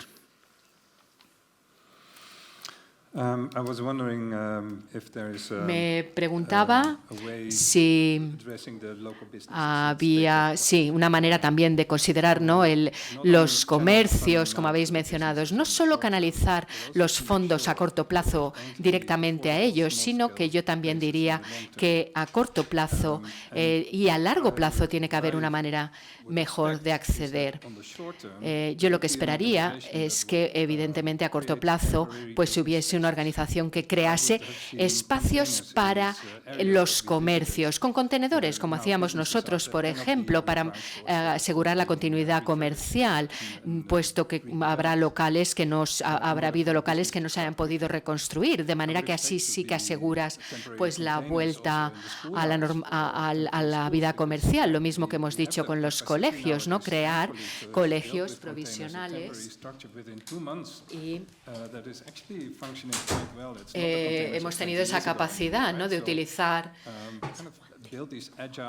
Es una manera de responder de una manera más ágil para poder apoyar a la economía local y también la cultura local y mantener las infraestructuras locales. Pero bueno, son observaciones mías propias tras una visita de muy pocos días. A lo mejor ustedes o vosotros podéis aportar algo en este sentido sobre las medidas temporales. Me ha sorprendido que había colegios que todavía estaban abandonados, ¿no? Que han trasladado a toda esa gente, que no ha habido una solución de urgencia temporal para cosas básicas, ¿no? Pueden ser los negocios, pueden ser los colegios. Y eso, bueno, la verdad que es sorprendente, ¿no?, que 6 meses después haya tantos niños estudiando en otras localidades, ¿no? No ha habido, tenéis la sensación de que ha habido, ya no hablamos de la utopía, ¿no?, una practicidad momentánea de organización rápida, básica de lo urgente. Hay cosas que se han hecho bien, pero no sé si en vuestros ámbitos de actuación habéis percibido que ha habido ese corto plazo de resolución de lo básico, de esos containers o de... Bueno, otra de las, a mi juicio, enseñanzas de esta catástrofe es que en algunas parcelas yo creo que hemos descubierto que teníamos lagunas institucionales en la gestión y previsión de política pública. En otros países también ocurre, no es sencillo, pero claro, eso causa mucha sorpresa y mucha desconfianza en sectores ciudadanos. Por ejemplo, en educación, que conozco un poco. Entonces, hay municipios, institutos y centros de educación primaria que no es que no estén recuperados, es que pasarán años, 2 años por lo menos. La propia normativa, la elaboración del proyecto, el análisis de las catas, de si el pilar sirve o no sirve, si se puede rehabilitar o no. Hay institutos que están igual que estaban el día 29, todavía. Y algunos alcaldes han recibido la llamada y les han dicho esto hasta dentro de 3 cursos mínimo no lo tendrás. Bueno, hemos descubierto también esto. En parte tiene que ver con cómo hacíamos, porque pienso en un instituto que está a 50 metros del río Magro, fabricado, construido en el lecho de un río, en una zona inundable. Pero pienso también, no solo en centros de secundaria, pienso, eso es como hemos hecho. También debería ser una enseñanza de cómo no debemos hacer lo mismo en los mismos sitios. También otra enseñanza sería esta, ¿no? Lo hemos hecho mal. Y alguien en cada expediente, sería un proyecto de investigación bien interesante, lo digo a mis alumnos y exalumnos, ver los expedientes de cada centro de primaria y de secundaria, quién firmó que se podía hacer allí, qué municipio aprobó que se podía hacer allí, que ese suelo era bueno, qué arquitecto firmó, qué secretario firmó. Esos proyectos están firmados. ¿Qué centros de atención a mayores alguien firmó que se podían hacer allí? Bueno, residencias. Hablo solo de educación y de centros sociales. Eso sería interesante. Enseñanza, no deberíamos hacer lo mismo de la misma manera en los mismos sitios. ¿Qué estoy viendo? Que se está haciendo lo mismo, de la misma manera en los mismos sitios. Esto es lo que estoy viendo. Esto me es muy descorazonador. Estoy viendo esto. Y estoy viendo que días después de la Dana, un ayuntamiento de esta zona aprobó la aprobación de una zona nueva para albergar allí actividades en una zona que está en la cartografía como zona inundable. Esto lo he visto. Y estoy viendo que en el Carraixent están haciendo casas en la orilla del barranco, nuevas. Lo estoy viendo. Y estoy viendo que en un municipio inundable, que está en la cartografía como zona inundable, se están levantando viviendas para 3.000 personas. Lo estoy viendo. Esto es lo preocupante. A esto le llamo yo una distancia muy grande entre el contexto social y cultural y lo que debía ser necesario hacer. Si no aprendemos esta enseñanza, vuelvo a repetir, el Mediterráneo será una de las zonas más afectadas por los efectos del cambio climático. Está claro, no hay evidencia que lo contradiga. Va a producirse. No sabemos cuándo. Los expertos dicen que cada vez serán más recurrentes fenómenos extremos, dicen los expertos. Por tanto, estamos avisados. Si en este caso no somos capaces de sacar la gran enseñanza de que esto ha venido para quedarse, que cómo hacemos las cosas en el territorio mata, el cambio climático no mata, es cómo hacemos las cosas en el territorio. Si no aprendemos esto, volverá a ocurrir. Y lo que estoy viendo no me gusta. Y hay institutos que se van a hacer en el mismo sitio. Ya sería un logro que la planta baja se dejara sin construir, ya sería un logro. Y hay centros de personas mayores, de esto y de lo otro. Esto hay que revisarlo. He dicho antes, hasta las ordenanzas, alcaldesa, hay que revisar. No los planes generales, que por supuesto, y los planes de adaptación al cambio climático, que por supuesto, sino las formas constructivas. Y hablaba Hans, las ciudades verdes. A veces tengo la sensación de que de verde, en ocasiones nos hemos quedado solamente con el adjetivo, pero de política pública a muy poco verde. No sirve con declarar la ciudad verde, la que fuere. Esto no sirve para nada. Esto requiere trabajo. La capital verde europea, no, así solo eso no sirve, ¿no? Esto requiere trabajo, requiere maduración. Hay una última cosa que aprendí hace tiempo, conociendo otros casos de toda Europa, ¿no? Y es como los contextos culturales maduran lentamente y siempre tienen una misma pauta. Primero, la comunidad científica alerta de que hay un problema. Esto, en el caso español, creo que está claro. En segundo lugar, los medios de comunicación hacen suyo y incorporan en su agenda informativa que ahí hay un problema. Esto España lo está haciendo. No al 100%, pero sí en un 80%. Y la alianza con los medios de comunicación, en este caso, es fundamental. Fundamental. Sin ellos no hay maduración de contexto cultural que sea posible. Tercero, una mayoría ciudadana entiende que hay un problema. En este punto no hemos llegado aún. Cuarto, es cuando esto ocurre, tercera fase, que la política pública es eficaz. A esto espero verlo. Vamos a acabar ya con una pregunta del público. Considero que es una pregunta muy interesante, la verdad, porque hay una cuestión de no nos importa lo suficiente a la ciudadanía, pero también hay una desconfianza, ¿no? Que creo que es quizá parte de la misma moneda. Decían el otro día, para que Trump sea presidente de los Estados Unidos no hace falta Trump, hace falta 75 millones de americanos dispuestos a votarle, ¿no? Bueno, para que se sigan haciendo las cosas mal o no se reparen, no hace falta solo políticos o gestores que hagan las cosas mal, hace falta una sociedad que no les reclame que lo hagan mejor, ¿no? Y la pregunta va en este sentido, y me gustaría que fuerais breves y que contestarais todos, ¿cómo es pot introduir la cultura de la confianza en la cultura administrativa, que supone confiar, ¿no? Y también empujar a cambios más positivos? Hans.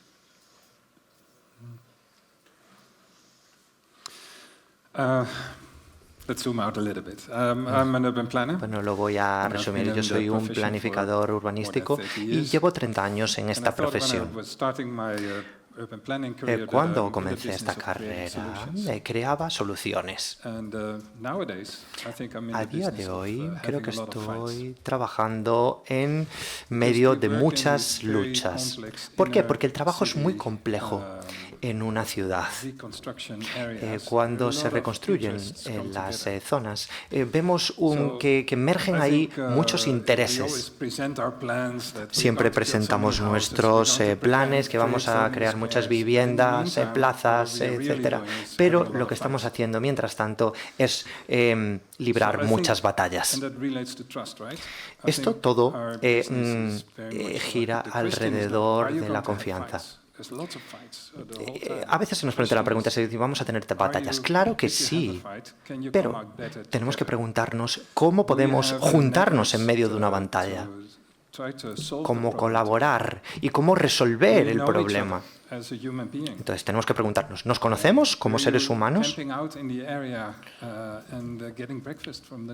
Si acampamos en un cierto sitio y se nos hace el desayuno, como dije antes, pues es algo muy bueno que hace que una batalla no se haga dura, ¿no? Y en el campo político-institucional se puede hacer igual. Podemos crear estructuras sociales que nos ayuden a enfrentar estos aspectos críticos, porque si la tenemos, así podemos librar batallas, pero de una manera sana entre nosotros. Esto es una conciencia como un poco relacionada con la conversación. Entonces, no tenemos que hacer las cosas de arriba abajo ni de abajo arriba. Es mejor de abajo arriba, pero tenemos que conjugarlas en los sistemas de planificación. Tenemos que mirar que estos sistemas tengan unas relaciones a largo plazo.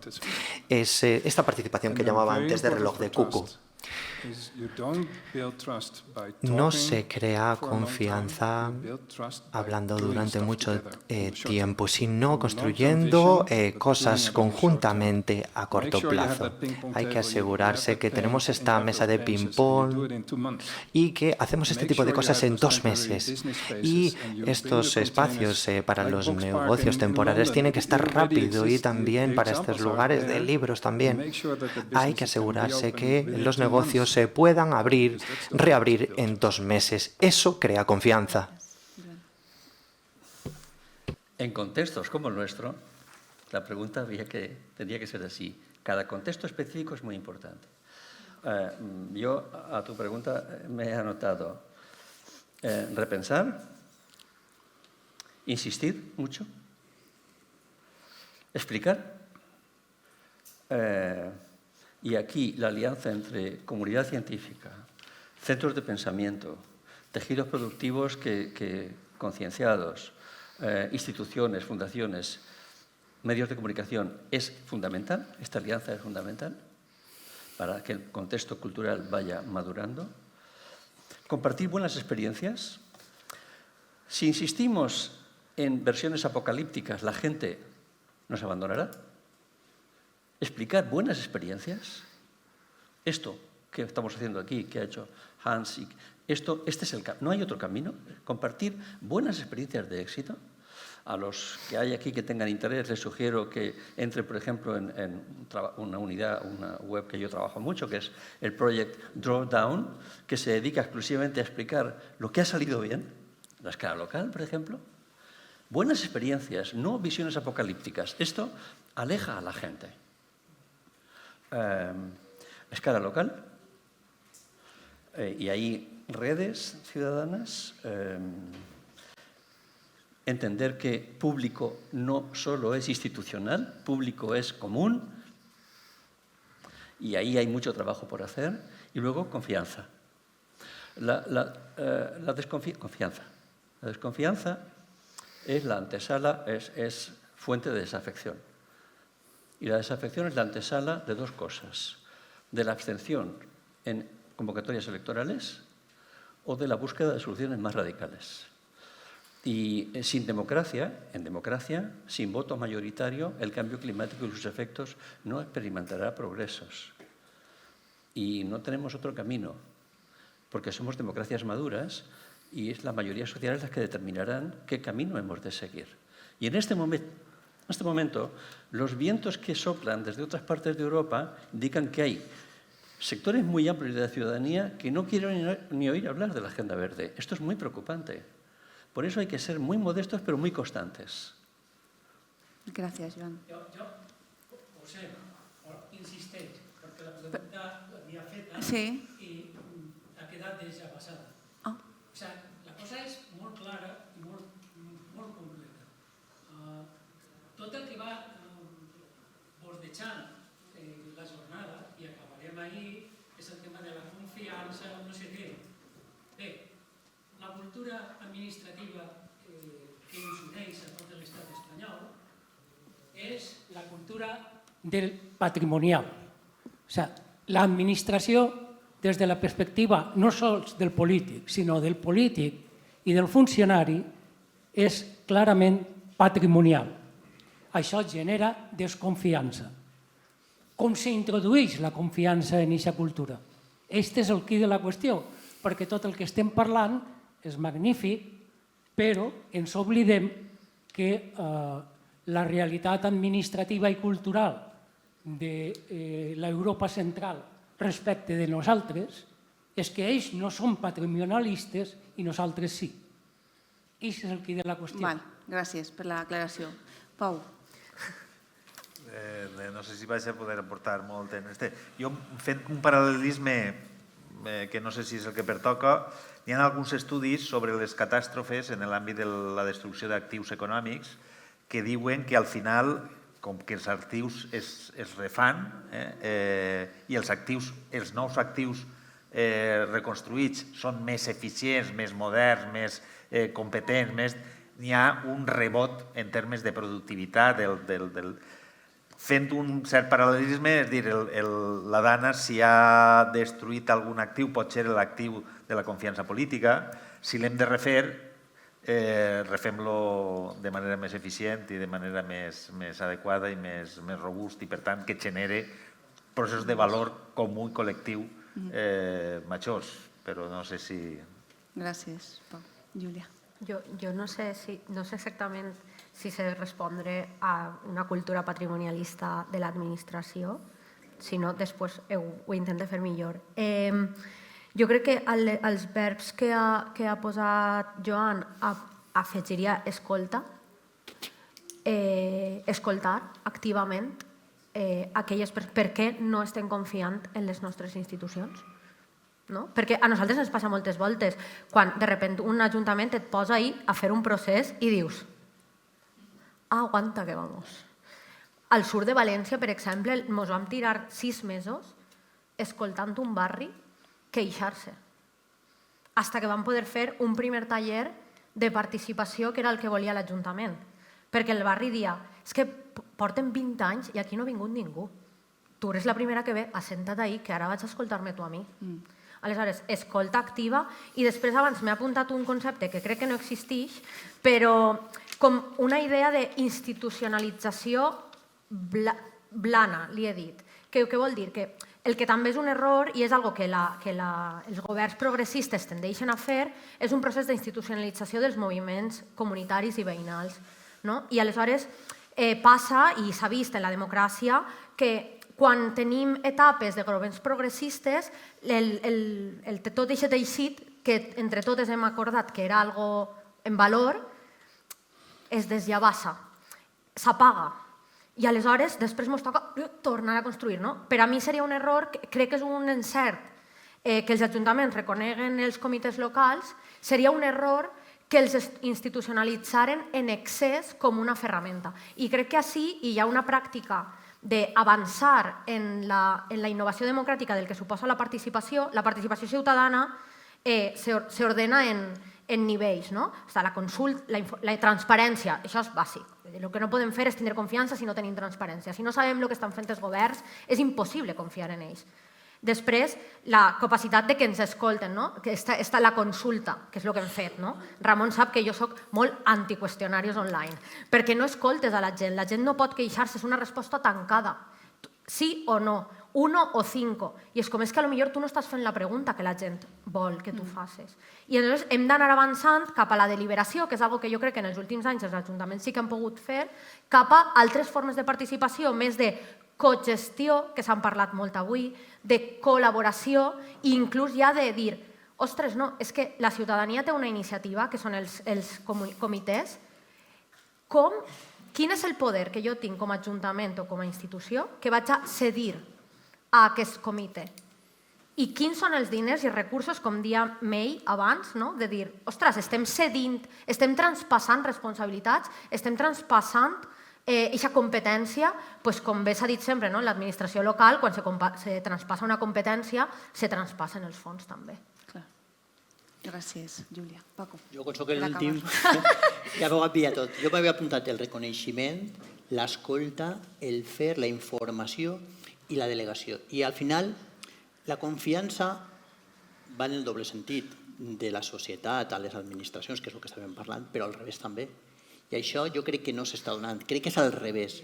Quan les administracions legislen o fan coses, estan pensant sempre en el que ho va fer mal i no en el 99% o en el 95% del que ho fa bé. I ahí coses que també se poden treballar és la delegació en les organitzacions. És que ha sigut un procés invers. Antes les organitzacions, les associacions locals gestionaven part de la vida de la població.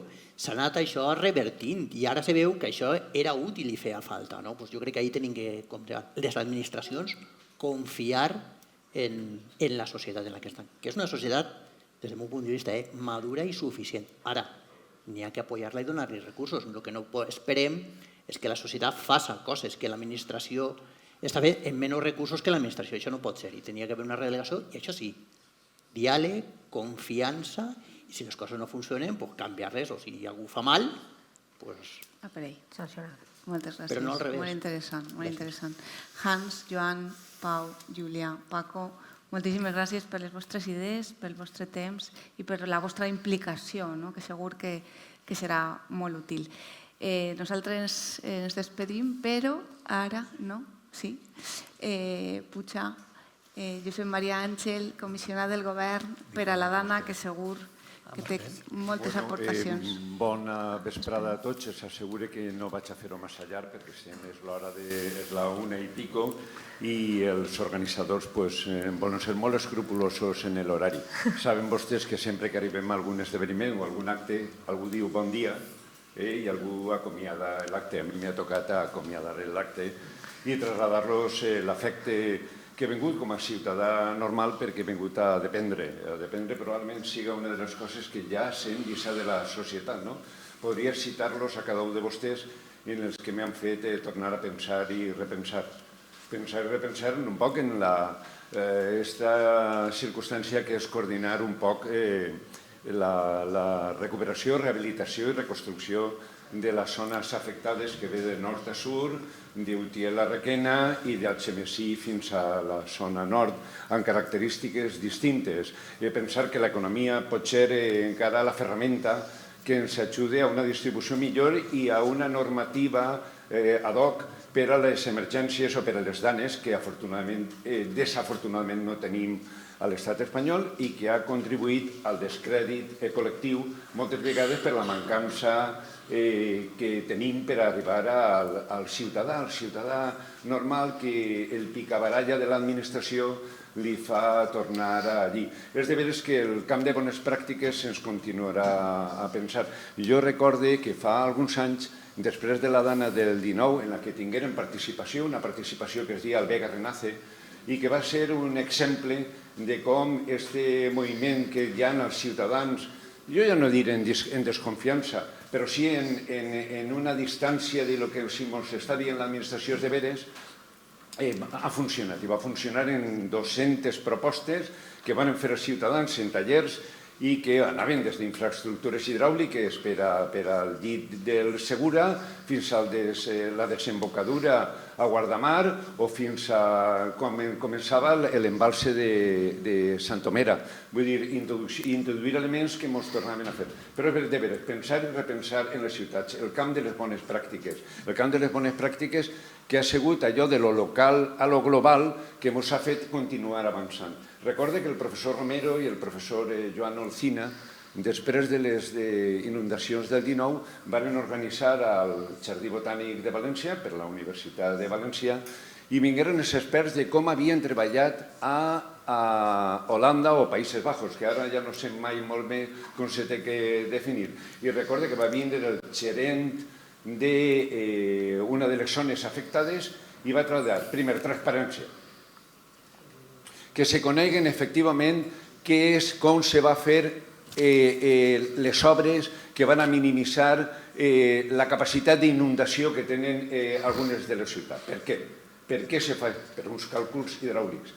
En aquests moments, els càlculs hidràulics que se tenen, que van a condicionar les obres que té que fer la Confederació Hidrogràfica del Xúquer, encara no estan acabats.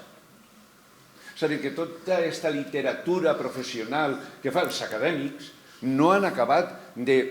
Ho dia el professor Romero, tenim grans acadèmics, grans experts en conducta climatològica de la Mediterrània que venen treballant des de fa més 40 anys replegant les dades per a advertir-nos de cap a on tenim que anar, i les pluges que van tindre aquest dia que han arribat a condicionar el llit del barranc del Pollo o del Magre o fins i tot en la desembocadura del Túria, la Pas de Pedralba, Villamarxant, Ribarroja o Manises, que ha canviat el llit. Per tant, els estudis que tenen que fer de cuánto llovió, cómo llovió, qué sedimentos ha trasladado, a qué velocidad iba el agua, van a condicionar les obres hidràuliques. Per tant, tota aquesta literatura ja saben vostès que en Espanya tenim sempre molts experts en futbol. Quan passa el partit, sempre comencen a dir, pues yo hubiera hecho... Ara passa el mateix.